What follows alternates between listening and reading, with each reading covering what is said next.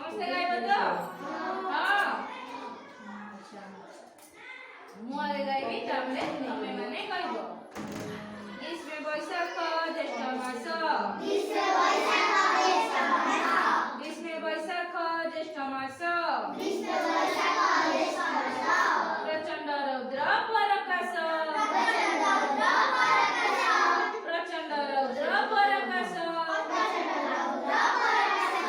ବର୍ଷାରେ ଆଷାଢ଼ ଶ୍ରାବଣ, ବର୍ଷାରେ ଆଷାଢ଼ ଶ୍ରାବଣ, ମେଘ ବରଷେ ଘନ ଘନ, ମେଘ ବରଷେ ଘନ ଘନ। ଆମର ହେଲା ଗ୍ରୀଷ୍ମ ଋତୁଟି ବୈଶାଖ ଜ୍ୟେଷ୍ଠ ମାସରେ ପଡେ। ସେ ମାସରେ ଖରା ସୂର୍ଯ୍ୟଙ୍କର ଉତ୍ତାପ ପ୍ରଚଣ୍ଡ ଥାଏ, ଅଧିକ ତାତି ହୁଏନି, ଗରମ ଲାଗେନି, ହଁ କି ନାହିଁ? ଗ୍ରୀଷ୍ମ ମାସରେ, ଗ୍ରୀଷ୍ମ ଋତୁରେ ବୈଶାଖ ଜ୍ୟେଷ୍ଠ ମାସରେ ଅଧିକ ସୂର୍ଯ୍ୟଙ୍କର ଉତ୍ତାପ ଥାଏ। ବର୍ଷା ଋତୁ ଆଷାଢ଼ ଶ୍ରାବଣ ମାସକୁ ନେଇ ପଡେ। ସେଥିରେ ଆକାଶରୁ ବରଷା ପାଣି ଝରି ପଡେ, ଜୋର ମେଘ ହୁଏନି, ବାରମ୍ବାର ମେଘ ହୁଏନି। ହଁ, ଆମର ବର୍ଷାଟି ଆଷାଢ଼ ଶ୍ରାବଣ ମାସକୁ ନେଇ ପଡେ। ଭାଦ୍ର ଆଶ୍ୱିନ ଶରତରେ, ଭାଦ୍ର ଆଶ୍ୱିନ ଶରତରେ,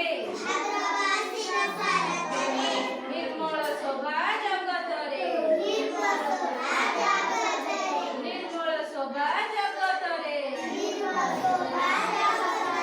ଆମର ଭାଦ୍ର ଓ ଆଶ୍ୱିନ ମାସ ଶରତ ଋତୁରେ ହୁଏ। ସବୁଆଡେ ଜୀବ ଜଗତ ପରିଷ୍କାର ବା ନିର୍ମଳ ଥାଏ। ହିମେ କାର୍ତ୍ତିକ ମାର୍ଗଶିର,